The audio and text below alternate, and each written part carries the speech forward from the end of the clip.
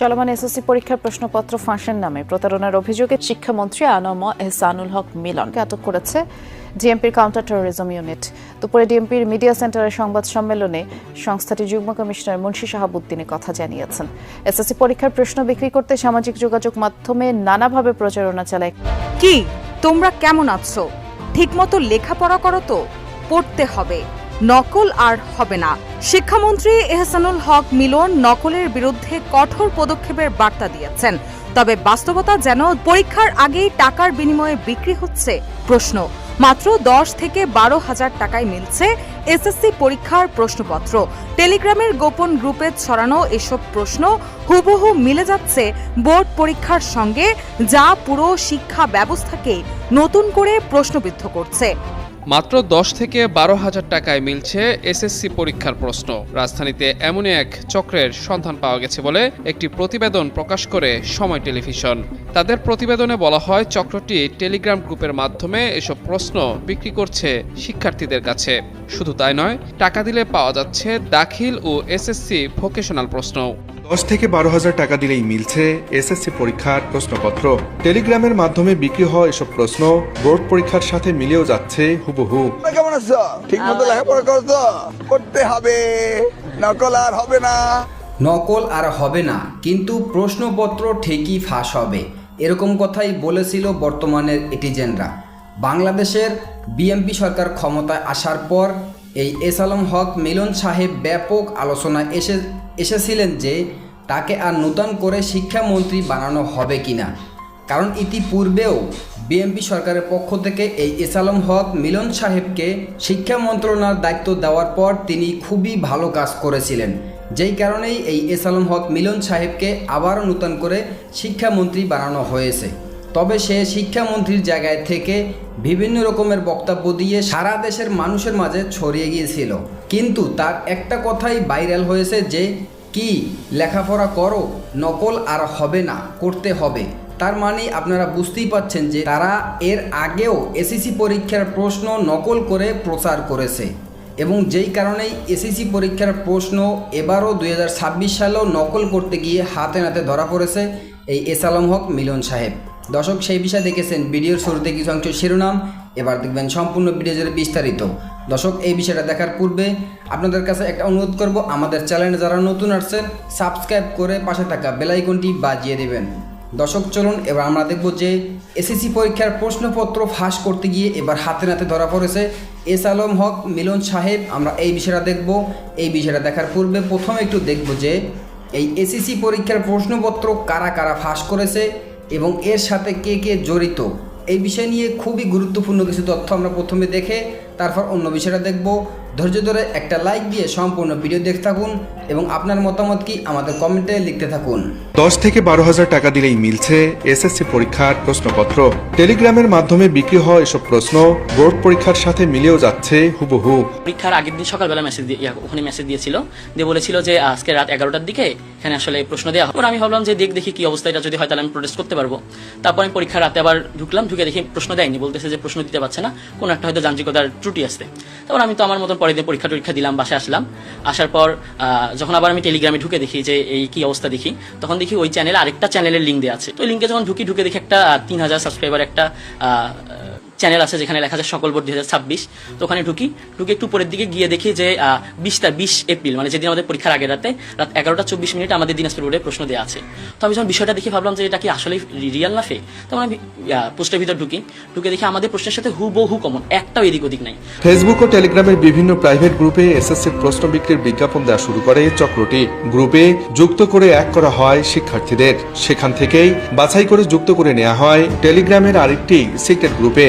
এরপর শিক্ষার্থীদের বিশ্বাস অর্জনের জন্য 20 এপ্রিল রাত 11টায় গ্রুপটিতে ফ্রিতে দেওয়া হয় প্রশ্ন, যা 21 এপ্রিল বাংলা প্রথম পত্রের পরীক্ষার সাথে হুবহু মিলে যায়। এই গ্রুপের মধ্যে হচ্ছে সকল বোর্ডের কোয়েশ্চেন প্রায় পাওয়া যাচ্ছে, ঢাকা, বরিশাল, ঢাকা, সিলেট, দিনাজপুর, ময়মনসিংহ এগুলো। তো সেখানে হচ্ছে প্রথমে যে কোয়েশ্চেনটা দিয়েছে বাংলা প্রথম পত্র, সেখানে তারা হচ্ছে ফ্রিতেই কোয়েশ্চেনটা দিয়ে দিয়েছে। কিন্তু পরবর্তীতে যখন আবার অনেকে এটা ঘাটাঘাটি করে দেখতেছে যে বাংলা দ্বিতীয় পত্রের কোয়েশ্চেনটা পাওয়া যাচ্ছে কিনা, তো সেখানে দেখা যাচ্ছে তারা একটা বড় অ্যামাউন্টের টাকা চাচ্ছে। গ্রুপে ঢুকে দেখি ওখানে বলতেছে পেমেন্ট করা লাগবে। তো এই বিষয়টা আমি আমার ফ্রেন্ডদেরকে শেয়ার করলাম যে কি অবস্থা। ওরা বলতেছে ভাই প্রোটেস্ট তো করতে হবে। এখন দেখি পেমেন্টের সিস্টেমটা কি, সবাই মিলে যদি সবাই 400-500 করেও দেই, আমরা মোটামুটি সবাই 10-11 হাজার টাকা তুলতে পারবো। তো আমরা ফ্রেন্ডরা মিলে সবাই কম কম করে দিয়ে একটা টাকার অ্যামাউন্ট দাঁড় করাইলাম। তারপর ওখানে মেসেজ দিলাম যে আমরা হচ্ছে কোয়েশ্চেন নিতে যাচ্ছি, কিভাবে কি করবো। দেন তারা অনেকক্ষণ সিরিয়াল নাম্বার দেয়। দেন সিরিয়াল নাম্বার দেওয়ার পর একটা ক্যাশ আউট নাম্বার দেয় যেখানে ক্যাশ আউট করতে হবে। দেন আমি ওখানে ক্যাশ আউট করি। ক্যাশ আউট করার পর তার একটু সময় নেই, আমার ইনফরমেশন নেই। ওখানে 10,800 টাকা ক্যাশ আউট। এরপর থেকেই ব্যবসায়ী নামে চক্রটি। বাংলার দ্বিতীয় পত্রের পরীক্ষার প্রশ্নের জন্য চাওয়া হয় বোর্ড ভেদে 10 থেকে 14,000 টাকা, যা কিনে নেন অনেক শিক্ষার্থী। আর এই কোয়েশ্চেন তো হচ্ছে বড় উপরমহল থেকেই আসে। এগুলো তো হচ্ছে আগে থেকে এটা একটা এসএসসি সমমানের পরীক্ষা, এটা হচ্ছে খুবই একটা গুরুত্বপূর্ণ একটি বিষয়। তো এইখানে যদি এইভাবে প্রশ্ন এইভাবে ফাঁস হয়, এটা আমাদের জন্য খুবই দুঃখজনক বিষয়। টেলিগ্রামে গ্রুপটির নাম দেওয়া হয়েছে সকল বোর্ড প্রশ্ন 2026। এছাড়া পেমেন্টের জন্য রয়েছে বোর্ড ভিত্তিক ভিন্ন ভিন্ন গ্রুপ। বিশেষজ্ঞরা বলছেন, এখনই এই চক্রকে রুখে দিয়ে প্রশ্ন ফাঁস বন্ধ করা না গেলে এর নেতিবাচক প্রভাব পড়বে ভবিষ্যৎ শিক্ষা ব্যবস্থায়। কেমন আছো? ঠিক মতো লেখাপড়া করো তো? করতে হবে, নকল আর হবে না। কি তোমরা কেমন আছো? ঠিকমতো লেখাপড়া করো তো? পড়তে হবে, নকল আর হবে না। শিক্ষামন্ত্রী এহসানুল হক মিলন নকলের বিরুদ্ধে কঠোর পদক্ষেপের বার্তা দিয়েছেন। তবে বাস্তবতা যেন জিম্মি অসাধু চক্রের হাতে। পরীক্ষার আগেই টাকার বিনিময়ে বিক্রি হচ্ছে প্রশ্ন। মাত্র 10 থেকে 12,000 টাকায় মিলছে এসএসসি পরীক্ষার প্রশ্নপত্র। টেলিগ্রামের গোপন গ্রুপে ছড়ানো এসব প্রশ্ন হুবহু মিলে যাচ্ছে বোর্ড পরীক্ষার সঙ্গে, যা পুরো শিক্ষা ব্যবস্থাকে নতুন করে প্রশ্নবিদ্ধ করছে। এরই মধ্যে ঘটনাটি ঘিরে সামাজিক যোগাযোগ মাধ্যমেও চলছে তীব্র প্রতিক্রিয়া। জাতীয় নাগরিক পার্টির মুখপাত্র আসিফ মাহমুদ সজীব ভুইয়া এক ফেসবুক পোস্টে কটাক্ষ করে লিখেন, প্রশ্নই দিয়ে দিচ্ছে যেন নকল আর করতে না হয়। আর একই দলের দক্ষিণাঞ্চলের যুগ্ম মুখ্য সংগঠক মাহমুদা আলম মিতু লিখেন, নকল আর হবে না, এবার হবে প্রশ্ন ফাঁস, সবাই মিলে করব পাস। সম্প্রতি শুরু হওয়া এসএসসি পরীক্ষাকে ঘিরে প্রশ্ন ফাঁস এক বেসরকারি টেলিভিশনের অনুসন্ধানে উঠে এসেছে চাঞ্চল্যকর তথ্য। অনুসন্ধানে দেখা যায়, ফেসবুক ও টেলিগ্রামের একাধিক গ্রুপে পরীক্ষার আগেই প্রশ্ন বিক্রির বিজ্ঞাপন দেওয়া হয়। প্রথমে শিক্ষার্থীদের ফেসবুকের প্রাইভেট গ্রুপে যুক্ত করা হয়, এরপর সেখান থেকে বাছাই করে নেওয়া হয় টেলিগ্রামের একটি সিক্রেট গ্রুপে। সেখানে প্রশ্ন কেনা আগ্রহীদের বিশ্বাস অর্জনের জন্য 20 এপ্রিল রাত 11টায় বিনামূল্যে একটি প্রশ্নও দেওয়া হয়, যা 21 এপ্রিলের বাংলা প্রথম পত্র পরীক্ষার সঙ্গে হুবহু মিলে যায় বলে দাবি করা হয়। এরপর শুরু হয় মূল বাণিজ্য। মোটা অঙ্কের টাকার বিনিময়ে একে একে সরবরাহ করা হয় সব বোর্ডের প্রশ্নপত্র। শুধু সাধারণ এসএসসি নয়, দাখিল ও ভোকেশনাল পরীক্ষার প্রশ্ন দেওয়া হচ্ছিল একইভাবে। ভালো ফলাফলের আশায় অনেক শিক্ষার্থী এসব প্রশ্ন কিনছিল বলে জানা গেছে। এরই মধ্যে এই ঘটনায় 4 জনকে গ্রেপ্তার করেছে ঢাকা মহানগর পুলিশের counter terrorism and transnational crime unit. এ বিষয়ে ডিএমপির যুগ্ম পুলিশ কমিশনার মুন্সি শাহাবুদ্দিন জানান, সোশ্যাল মিডিয়া মনিটরিং এর মাধ্যমে এসএসসি 2026 প্রশ্নপত্র ফাঁস গ্রুপ নামের একটি ফেসবুক পেজ থেকে তথ্য সংগ্রহ করা হয়। এরপর ঢাকার আশুলিয়া, বগুড়া, দিনাজপুর ও সিরাজগঞ্জে অভিযান চালিয়ে 4 জনকে গ্রেপ্তার করা হয়। এছাড়াও তাদের ব্যবহৃত মোবাইল ফোন জব্দ করে পরীক্ষায় প্রশ্ন ফাঁস সংশ্লিষ্টতার প্রমাণ পাওয়া গেছে বলেও জানিয়েছে পুলিশ। প্রাথমিক তদন্তে জানা গেছে, অবৈধভাবে অর্থ উপার্জনের উদ্দেশ্যে তারা একটি সংঘবদ্ধ চক্র হিসেবে কাজ করছিল। পাশাপাশি প্রশ্ন ফাঁসের গুজব ছড়িয়ে শিক্ষার্থী ও অভিভাবকদের মধ্যে উদ্বেগ ও বিভ্রান্তি তৈরির চেষ্টাও করেছে তারা। এই ঘটনায় রমনা মডেল থানায় একটি মামলা দায়ের করা হয়েছে এবং জড়িত অন্যদের গ্রেপ্তারে অভিযান অব্যাহত রয়েছে। এদিকে নকল বন্ধের বার্তা যখন উচ্চস্বরে, তখন প্রশ্ন ফাঁসের এই ঘটনা শিক্ষা ব্যবস্থার বিশ্বাসযোগ্যতাকে সবচেয়ে বড় পরীক্ষার সামনে দাঁড় করিয়ে দিয়েছে। মাত্র 10 থেকে 12,000 টাকায় মিলছে এসএসসি পরীক্ষার প্রশ্ন।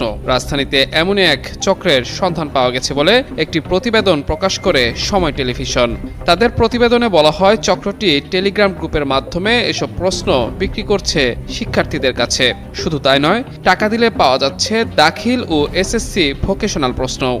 যদিও সেই প্রতিবেদন প্রকাশের কয়েক ঘন্টা পর সরিয়ে ফেলা হয়। প্রশ্ন ফাঁস কিংবা এর সঙ্গে জড়িত চক্রের 4 জনকে গ্রেফতার করেছে সিটিটিসি। শনিবার দুপুরে রাজধানীর মিন্টো রোডে ডিএমপি মিডিয়া সেন্টারে এক সংবাদ সম্মেলনে সিটিটিসির যুগ্ম কমিশনার মুন্সি শাহাবুদ্দিন এ তথ্য নিশ্চিত করেন। এ ঘটনায় মামলা হয়েছে এবং গ্রেফতার 4 জনকে রিমান্ডে জিজ্ঞাসাবাদ করা হচ্ছে বলে জানায় সিটিটিসি। এদিকে প্রশ্ন ফাঁসের ঘটনায় আগেই প্রতিবাদ জানিয়েছেন জাতীয় নাগরিক। দর্শক, আজকের ভিডিও এ পর্যন্ত। নতুন কোনো ভিডিওতে কথা হবে নতুন কোনো বিষয় নিয়ে। ততক্ষণ ভালো থাকবেন, সাথে থাকবেন। আসসালামু আলাইকুম, আল্লাহ হাফেজ।